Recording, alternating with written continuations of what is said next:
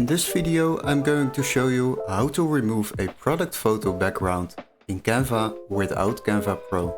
So as you can see, we have our product over here with a pink background. If we would like to delete the background out of this picture, then we have a free solution. Now as you can see, in Canva you have the BG remove option, but unfortunately it is only available for people with a Pro account or an educational account. But don't worry, we have a way to download this picture without a background. So what we will do, we will download this design. So go to share, then click on download. After that, make sure you will select the PNG file and then download it. Once you have downloaded the picture, you can go to the website remove.bg. So make sure you will go to this website and after that click on upload image. Here we will upload our product image.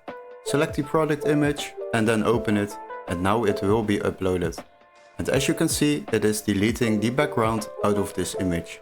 Now if you would like to download this image, then simply go to download, then click on free option and it will be downloaded. Now if I open the image, you will see that we have successfully removed the product photo background in Canva without Canva Pro.